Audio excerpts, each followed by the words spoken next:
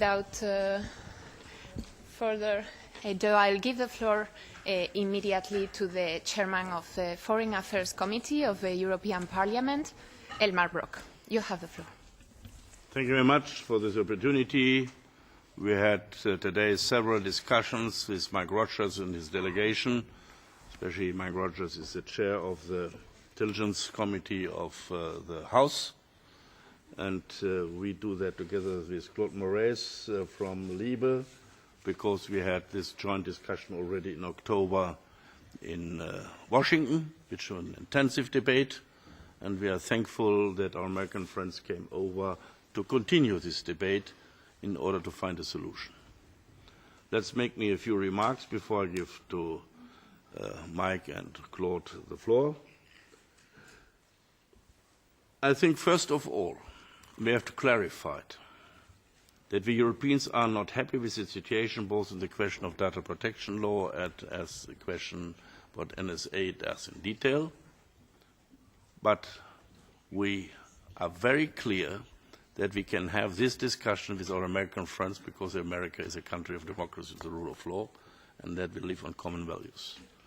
We could not have such a debate with the parliament of a country where Mr. Snowden is at the moment a host, and we could not do it with China. That's a big difference. We are critical, but we know the difference. I think you want to be clear in the very beginning. We believe that it would be very helpful if the long ongoing negotiations about a data protection umbrella agreement could be concluded so fast as possible.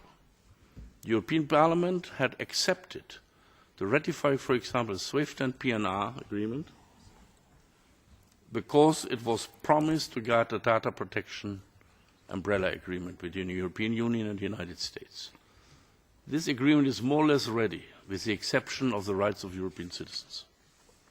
And if on that overall data protection question we could find proper solutions, a lot of other things might become easier. We want to have a cooperation in fighting terror. What we have to discuss then, after we have to solve the data protection question, is in which way it can be done, where the limits are. Because we want to have the cooperation, but we know it is always the purpose of a parliament to control intelligence service in that way that it does not grow too fast and too big. And that, I think, it's always a question where we have to find such a balance between privacy, freedom on one side, and security on the other side. And I think here we have to do the discussion partly on the European level, partly on national level, because intelligence forces is national competence, data protection is European competence. And I believe that we have the solution on that data protection umbrella agreement, for example, and related questions. It would be much easier that other important questions where a common interest are, like TTIP, are not endangered. Because we believe that in both our political and economic interest that we have an agreement like TTIP, in a common interest. And therefore, we believe to solve these problems relatively fast in a certain way, that this does stop because of emotional reason, real reasons whatsoever, this problem, then I think I'm quite optimistic. It's not so far that we as parliamentarians are the negotiators, but I have a feeling that on both sides is a debate opened. Also on the United States side is a debate opened, also in Congress it's open. We hear from court cases which give different messages, but it shows that there is some openness in that, and therefore I believe that this will go forward, and we do not come then to dangerous answers like cancelling safe harbor agreement, all that, because it would have also negative implications for both sides, and hopefully this can be avoided if we are clever, intelligent enough to come to solutions in the first field of data protection in the beginning. Mike, the floor is yours. Go back to the moderator. It's fine, thank you. I'll give now the floor to the rapporteur for the European Parliament inquiry on mass surveillance. Okay. Yeah? Okay. I'm just going to do a quick introduction, and then we go. Is that okay? That's good. I'm for the rapporteur. Just is that okay? Just a quick introduction. Mr. Brok is speaking for the Foreign Affairs Committee. I just want to mention I'm Claude Moraes. I'm the lead on the Committee of Inquiry into Mass Surveillance. I'll be presenting a draft report tomorrow at the inquiry to both support what Elmar Brok has said, firstly about the issue of trust between us and the United States. With Mike Rogers, we re-established very valuable connections through Elmar Brok and the Foreign Affairs Committee in October.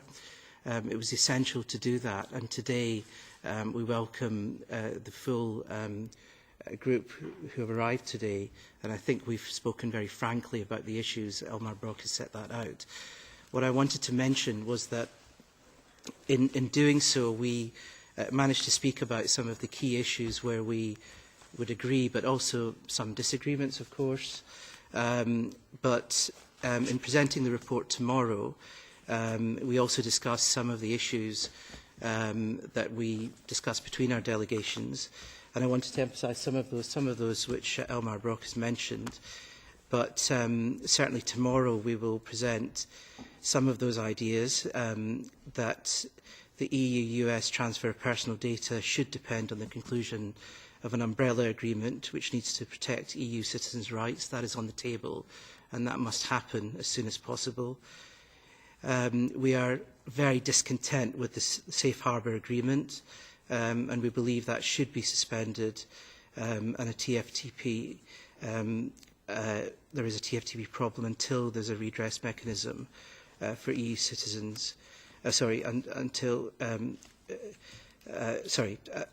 we should adopt the data protection package in 2014, and I think we should ensure that there are a whole range of reforms for European citizens in relation to the NSA surveillance package, which I'm happy for you to ask questions about.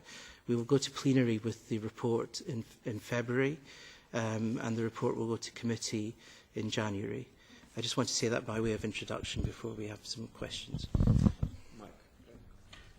Well, first of all, thank you very much. We've experienced, the American delegation has experienced great hospitality in Brussels since we've gotten here, and I would assure you all that there has been both spirited and pointed conversation. So even in the notion of diplomacy across the pond, we have, there's no shortage of shyness in these rooms debating issues that I know you all have concerns of, as do Americans. And I think one of the conclusions was that in the first emotional conversations on both sides, we moved to a more substantive conversation, and now I think we've gotten to a place where we've identified our differences. I do believe that over the course of October and recent meetings here in Brussels as well. And again, we're the National Security Committee in the United States, so we bring a national security perspective to the conversation, which is why we thought it was so important to be here. And that sometimes in the conversations about using terms like mass surveillance or other things, I think has a different meaning to us than maybe it does our European allies.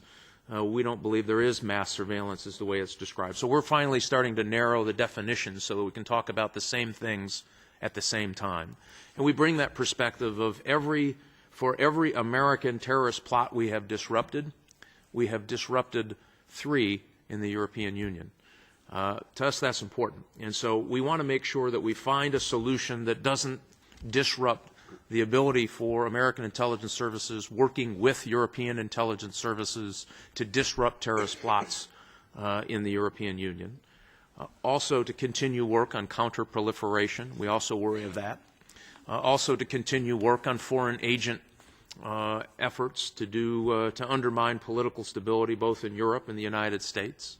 Also to undermine and work together on an unprecedented level of Chinese economic cyber espionage, but maybe the largest transfer of wealth in the history of the world, all done by theft. All of these things are a threat to both the European economy and the American economy. So we sat at the table looking at the security perspective of what is a very complicated world when a communication can travel around the world in a nanosecond and touch systems in just about every continent before it rests in its final place. And because of that new modern technology, it means that our intelligence services have to even be better at trying to collect information to keep us all safe. So that's the debate we find ourselves in. We want to be good partners to our European unions, friends and allies. We don't want to disrupt what has been 70 years, I think, the strongest allegiance in the history of the world. And we're going to continue to do that. So again, today was a day that we finally got to trying to identify the very sharp differences we may have left in a data agreement so that we can get on to TTP for that very valuable reason of which, if you think about the economic power of an agreement between Europe and the United States in a world that is changing both from a national security perspective and a policy perspective, how valuable that would be to both our European allies and the United States, and it would be the single largest economic power block in the world. And I would argue, given the challenges we face, and the challenges are still there, the Ukraine seems to be drifting into the Russian sphere, the Chinese expansionism in the South China Sea, those are problems we will all encounter. I think they're best encountered if we do it together, and that's really what today our delegation trip to Brussels has been all about. Mr. Chairman? Or Mr. Yeah. Thank you. We can open the floor for questions now. Just remember to mention your name and the media you work for before stating the question. We start here, please. Ian Trainer from the Guardian newspaper. Question for Congressman Rogers. A couple of points. The New York Times is reporting this morning that Chancellor Merkel in Berlin told President Obama directly in October that the NSA, the National Security Agency, could not be trusted, basically because it had leaked considerably, and therefore Snowden had got hold of all this material. So the NSA was untrustworthy, and she compared its operations effectively to the country that she grew up in, a communist dictatorship in East Germany, and she told Obama, this is like the Stasi. That is the quotation from Merkel to Obama in October.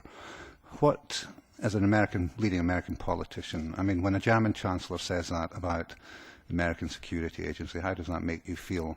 The second point is that you've just said that for every terrorist plot disrupted in America, 3 have been preempted in Europe. A federal judge in Maryland yesterday, on the basis of the evidence of bulk data collection, said, again I quote, there is no evidence that a single act of terrorism has been prevented.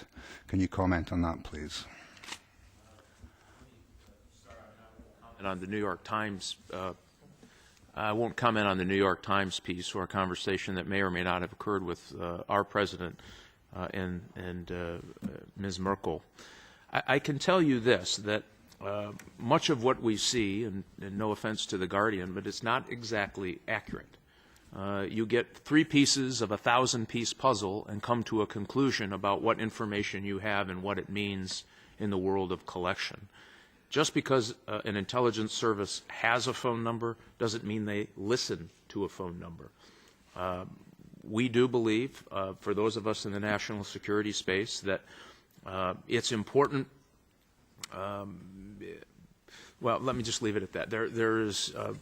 We engage in activities in the United States Intelligence Service we believe has national security interests to the United States and our allies. And we have an untold number of layers of oversight that I never really hear mentioned in the European press. Candidly, it is better than any European nation has on its intelligence services. And we have, think of this, what other intelligence service in the world is required to go to a court to get an approval for foreign intelligence collection, the FISA court?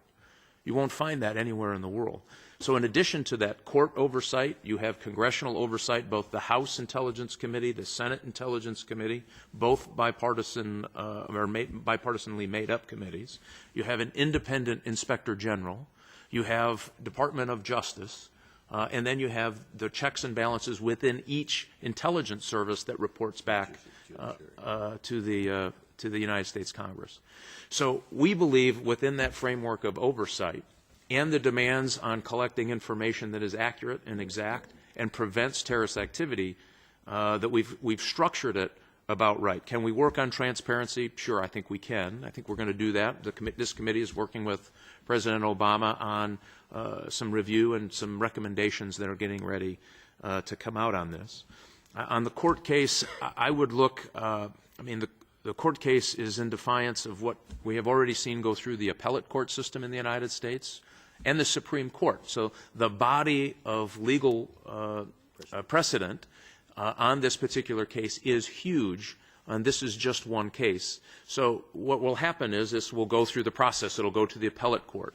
And I think the judge knew that this decision was a bit out there when he stayed his own ruling because it had such serious national security implications. So I believe, and I think many of us believe, that 225 years of property law, it wasn't about technology ruling, it was about who owns business records under the American system, and I think the European system is very close to this. So that's what that decision was about. And we think because you extrapolate that decision over the course of a business community, it's incredibly disruptive to about who owns those business records. And that's why we think that particular case won't stand. Thank you. There were a couple of questions there. Yeah. Jennifer Baker from IDG News Service. I just want to pick up on that question. How many terrorist plots have been foiled? We haven't heard any numbers, and then I can times that by 3 to get the figures I need. Also a question on safe harbour. I've heard many sort of statements from both the EU and the US side that it is valuable, but with only 4,000 odd companies in the US signed up to it, how can that be deemed to be a success when there are hundreds of thousands of companies in the US?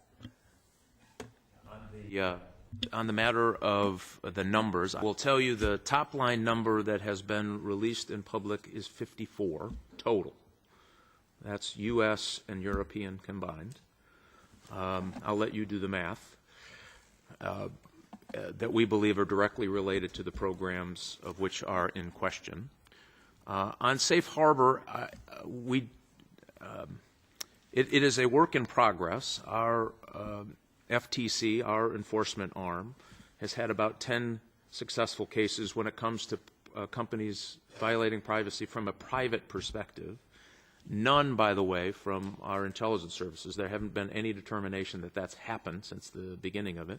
And we know that there are other cases in the pipeline on violations of safe harbor. So that, I think, as our relationship grows and our understanding grows about data privacy, I think that you'll see more enrollment seeking candidly the protections that safe harbor would offer a company operating internationally, specific between the United States and the European Union.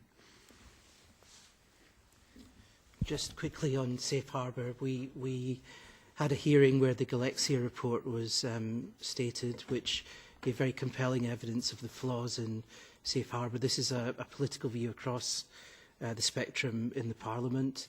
One of my shadow rapporteur colleagues is leading on that, Mr Voss from the European People's Party. It's a view that I take. I'm writing the report collectively with him. This is why we want the umbrella agreement. We expressed this view in Washington in October with the Federal Trade Commission face-to-face. We do understand the Americans take a different view, but this is going to be one of the strong aspects of our report in February, but we can be very clear about it now. And the draft report expressing our view in safe harbour has already been tabled. To the numbers, I can say 1 point. In my own region, only together with the Americans, the cooperation of German and American intelligence services, it was possible to stop the so-called Sauerland bombers. I think it was 3 years ago, which they would not have been caught. It would have mean a lot of dead people in Germany.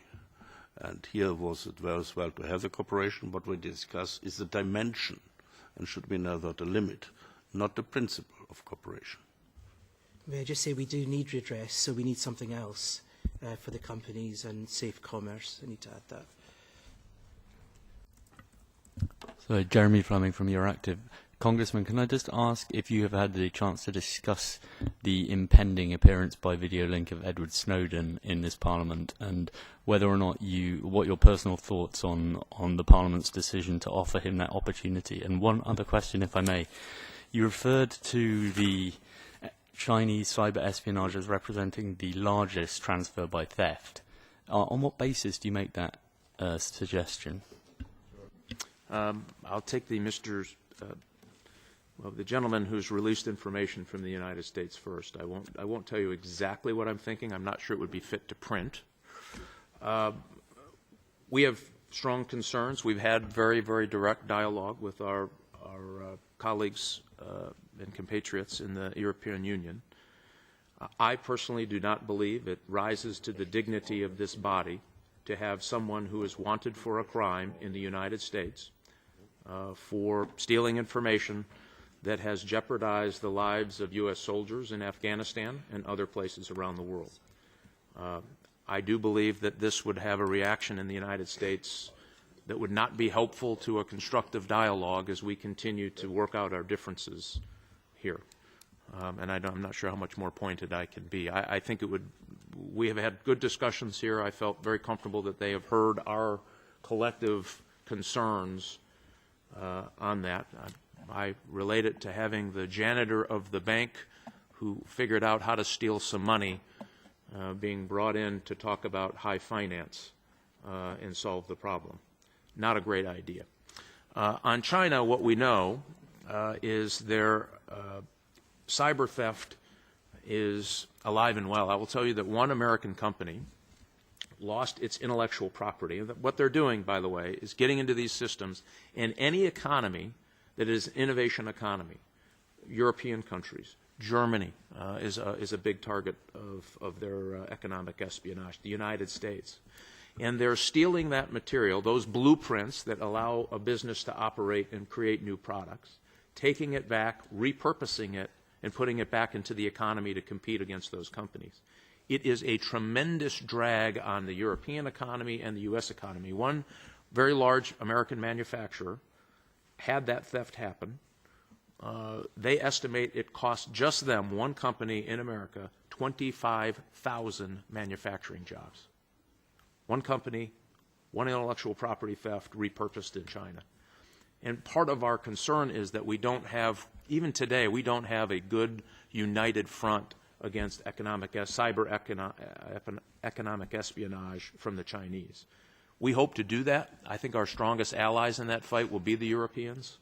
And if we don't stop it soon, we are robbing or allowing the Chinese to rob the next generation of prosperity from all our communities. It is as serious a national security problem as I have ever seen that we in the United States, and I think our European allies are about right there, are unable to handle today. And because there's no consequence to their actions to date, it continues unabated. But then it's also important that we do not between ourselves, because there's in Europe certain mistrust that it's also used between the United States and America for industrial questions. But I think here that will come back to square zero, that we have to have safeguards for that. That doesn't happen. But let me I have to address that. This is important. The United States intelligence services do not collect information for economic gain. They do not do it. It's not in their charge. It's against their mission. It would be a violation of U.S. law. So some notion that that's happening because we're tracking terrorists or counterproliferators who are trying to move radiological material to the European Union is just wrong. And we need to make that very clear point. And because of that confusion and the muddling of this debate, it has allowed the Chinese to absolutely steal us blind when it comes to intellectual property from European and American companies. I think my ranking member reminds me that the Cyber Command of the United States estimates that $400 billion worth of intellectual property has been stolen, primarily by the Chinese. That is a significant problem for all of us and the future prosperity of our countries. Thank you very much. I think there was another question there. Yeah, first there, Huffington Post.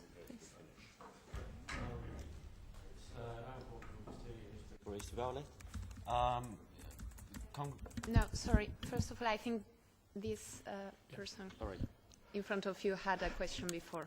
Okay, sorry, this is Daniel Basteiro from the Huffington Post. I'd like to ask you, Mr. Rogers, what would be the consequence for the EU-US relationships, the transatlantic relationships, if the EU was to revise or suspend the safe harbor agreement or the TFTP? I mean, what would happen from the US side if the EU takes action?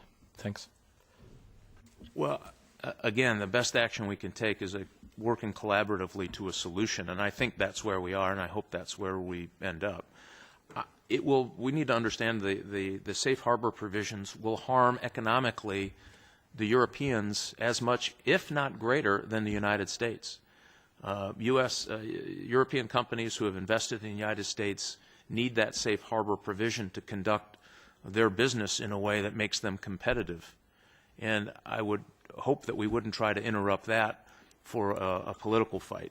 And I don't think we are. I think we've, as I said, I hope you all understand, we've exchanged some there's been no holding back on both parties as we try to negotiate. And I think that's good. We'll get to a better place.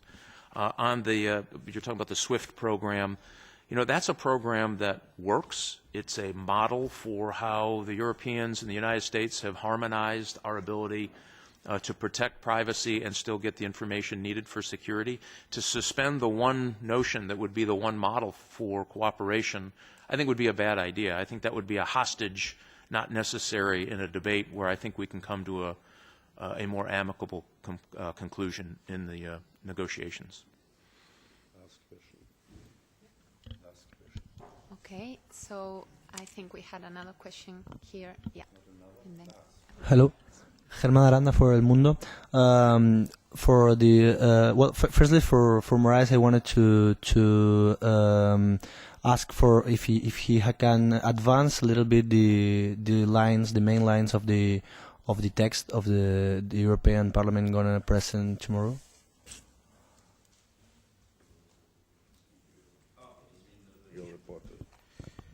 Okay.